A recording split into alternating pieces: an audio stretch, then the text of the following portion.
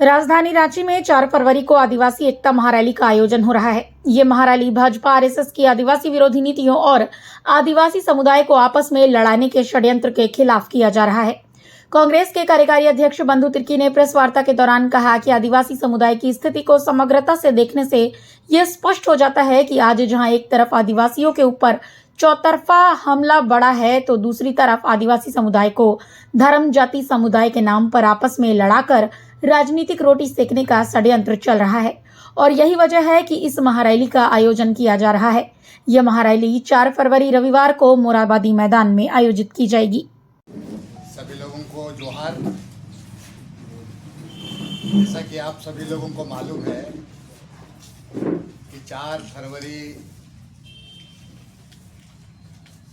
2024 को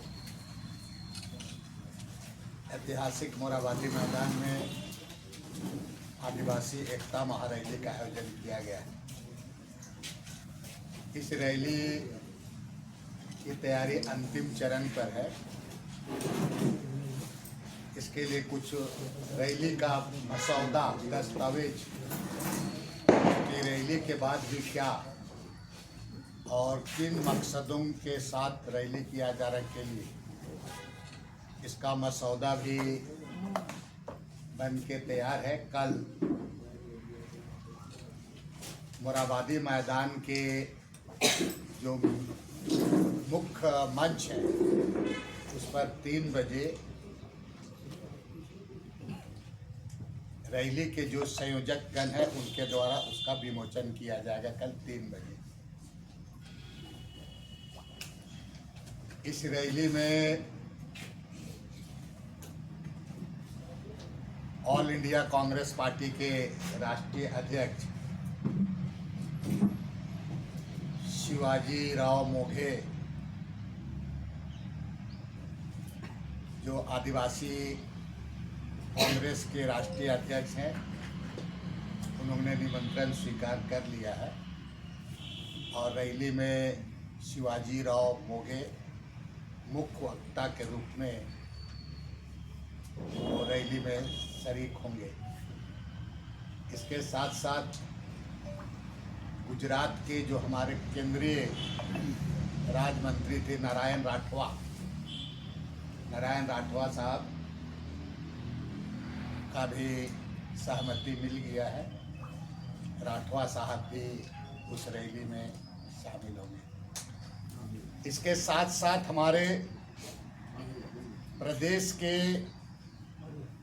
जो धर्मनिरपेक्ष विचारधारा में विशेषकर गीताश्री उरांव जी भी निमंत्रण स्वीकार कर लिए है। साथ में समान विचारधारा के सामाजिक संगठन के प्रमुख लोगों को भी आमंत्रित किया जा रहा है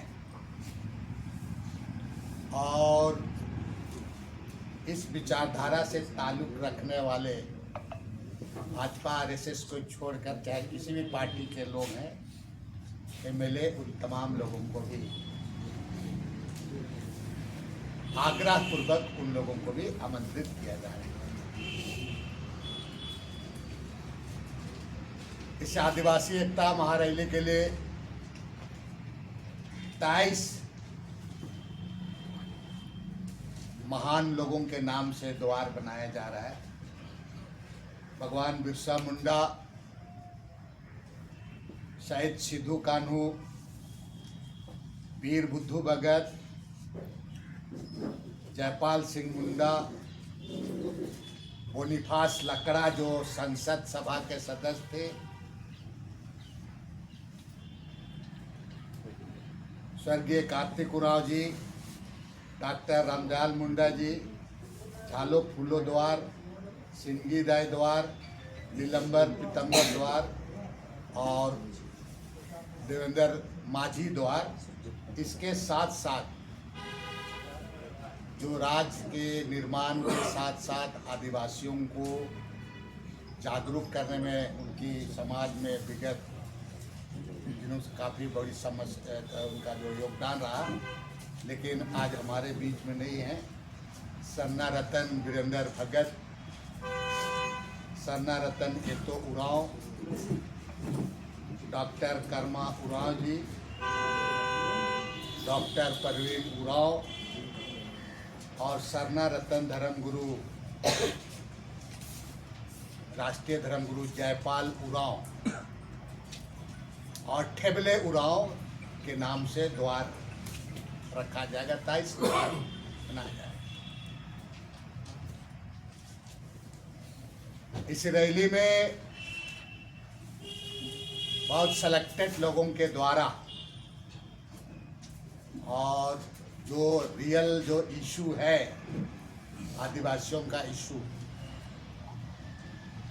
उस समस्याओं को लेकर के लोगों के बीच में रखा जाएगा।